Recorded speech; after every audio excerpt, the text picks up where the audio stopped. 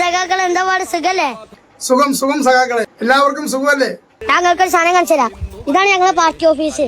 ആ റെഡ് കുപ്പായിട്ടോനാണ് എന്തായിരുന്നു ബാലസംഘ പ്രസിഡന്റ്. അടിപൊളി പാർട്ടി ഓഫീസ് തന്നെ. ബാലസംഘ സെക്രട്ടറിനെ കാണിച്ചു തരാം. ഈ പൊന്നെങ്ങനെന്നാ ഈ ഫോണൊന്ന് പിടിച്ചാ ഇന്ന് ഫോട്ടോ എടുക്കാണി. വളരെ നിഷ്കളങ്കരായ കുട്ടികൾ അവരുടേതായ കളികളിലൂടെ അവരൊരു രീതിയിൽ അവരൊരു CPIM അല്ലെങ്കിൽ പാർട്ടിയെ പാർട്ടി ഓഫീസായി കണക്കാക്കിക്കൊണ്ട് ഒരു വീഡിയോ ചെയ്യുന്നു. ആ വീഡിയോ മുഴുവൻ അവരുടെ ഇൻസ്റ്റാഗ്രാമിലും ഫേസ്ബുക്കിലൊക്കെ വരുന്നത്. അതിപ്പോ ഇൻസ്റ്റാഗ്രാം അവരുടെ കുട്ടി സഖാവ് എന്നുള്ള ചാനൽ പൂട്ടിപ്പിച്ചു എന്ന് തന്നെ പറയും. സഖാക്കളെ വീഡിയോ ആണ്. ലാൽ സലാം സഖാക്കളെ. ഞാനാണ് ജോയിന്റ് സെക്രട്ടറി. ഇതാണ് വളർന്നു വരുന്ന യുവതലമുറ. കുറച്ച് കുട്ടികൾ കൂട്ടുകാർ കൂടി ഒരു ബാലസംഘം, അതിന്റെ ഗ്രൂപ്പ്, പിന്നെ അതിന്റെ ഒരു പാർട്ടി പ്രവർത്തനം പോലെയൊക്കെ അവർ നടത്തിക്കൊണ്ടിരിക്കുന്ന ഈ കുട്ടികളാണ്. ഇവരുടെയാണ് ഇപ്പോൾ മെറ്റ അക്കൗണ്ട് പൂട്ടി എന്ന് പറയുന്നത്. ഇത് പൂട്ടിയതാണ്, ഇത് പൂട്ടിച്ചതാണ്. ഇല്ല, ശരിക്കും ഇവരാരെയാണ് പേടിക്കുന്നത്? ഈ ഭരണവർഗം ആരെയാണ് പേടിക്കുന്നത്? കാരണം ഇത്തരത്തിലുള്ള കുട്ടികൾ, ഇത്തരത്തിൽ തലമുറകൾ വളർന്നു വരുന്നത് കൊണ്ട് ഇവർക്ക് ഭീഷണിയുണ്ട്. 42 മണിക്കൂറുകൾ കൊണ്ട് തന്നെ ഇവരുടെ മില്യൺ വ്യൂവേഴ്സാണ് ഇവരുടെ ചാനലിലൂടെ വന്നിട്ടുള്ളത്.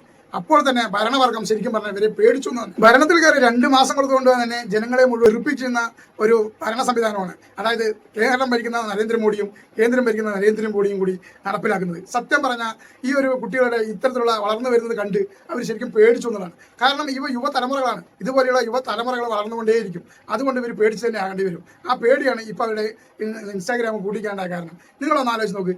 ഇവർ തുടങ്ങിയിട്ട് 2 മാസമായിട്ടുള്ളൂ ഈ കേരളം ഭരിക്കുന്ന നരേന്ദ്രമോദി. ഒന്നും ആയിട്ടില്ല. ഇനി ഇത് തുടർന്ന് ഒരു 5 വർഷം എത്തിക്കുക എന്ന് പറഞ്ഞാൽ അത്ര എളുപ്പമല്ല. 5 വർഷം എത്തുമെന്നുള്ളത് ആദ്യം നോക്കാം. അപ്പോൾ ഈ കുട്ടികളുടെ അക്കൗണ്ട് പൂട്ടിക്കാൻ ഇവർക്ക് ഭരണപക്ഷത്തിന് ഭരിക്കുന്നവർക്ക് അവരുടെ അധികാരം വെച്ചുകൊണ്ട് തന്നെ അത് സാധിച്ചു എന്നുള്ളതാണ്. ഇത്തരത്തിലുള്ള നാടകീയമായ രംഗങ്ങളാണ് ഇപ്പോൾ ഭരിക്കുന്നവർ നടത്തിക്കൊണ്ടിരിക്കുന്നത്. പറയാൻ പറ്റില്ല ഇവർ നാളെ ആരായിത്തീരുന്നത്. നാളത്തെ ഒരു പിണറായി സഖാവ് പോലെയുള്ള ഒരു ചങ്കൂറ്റുള്ള സഖാക്കളോ, അല്ലെങ്കിൽ VS പോലെയുള്ള ചങ്കൂറ്റുമുള്ള സഖാക്കളോ, അല്ലെങ്കിൽ നാടിനെ ഭരിക്കാൻ കരുത്തുള്ള നല്ല നേതാക്കളോ ആയി മാറിക്കൊള്ളാന്നുള്ളതില്ല. ശരിക്കും പറഞ്ഞാൽ ഇവർ പേടിക്കും. പേടിച്ചു തന്നെ ആകണം. ഇനി വരും തലമുറകൾ ഇത് പഠിച്ചുകൊണ്ട് മുന്നോട്ട് വരുന്നു എന്നുള്ളതാണ്. അതുകൊണ്ടാണ് ഇവർക്ക് പേടി. ഇവരെ വിചാരിക്കുന്നത് അറിയോ? ഇതോടുകൂടി അങ്ങ് CPIM അല്ലെങ്കിൽ ഈ കമ്മ്യൂണിസ്റ്റ് പാർട്ടി ഇല്ലാണ്ടായി എന്നാണ് ഇവർ തോന്നലുകൾ. അത് വെറും തോന്നലാണ്. KC വേണുഗോപാലെ പ്രസംഗിക്കില്ലായിരുന്നു 25 വർഷത്തേക്ക് ഇനി UDF തന്നെ ഭരിക്കും, കേരളത്തിൽ നിന്നല്ല എവിടെയും തന്നെ കമ്മ്യൂണിസ്റ്റ് പാർട്ടി ഉണ്ടായില്ല. പിണറായി സഖാവും ഇതിൽ കമന്റ് ചെയ്തിട്ടുണ്ടായിരുന്നു. അതുമാതിരി തന്നെ നമ്മുടെ മുഹമ്മദ് റിയാസും കമന്റ് ചെയ്തിട്ടുണ്ടായിരുന്നു. പേടിച്ചു തുടങ്ങി ഇവര്. സത്യത്തിൽ പറഞ്ഞാൽ 25 വർഷമല്ല, ഈ 5 വർഷം പൂർത്തിയാക്കാൻ കഴിയുമോ എന്നുള്ളത് ആദ്യം നോക്കുക. 102 സീറ്റ് അത് തിരിച്ചിട്ടാൽ വെറും ആ 1 മൈനസായി പോയാൽ പിന്നെ വെറും 20 സീറ്റ്. ആ 20 സീറ്റ് 5 വർഷം കഴിയുമ്പോൾ ഉണ്ടാകുമോ എന്നും കൂടി നിങ്ങൾ നോക്കുക.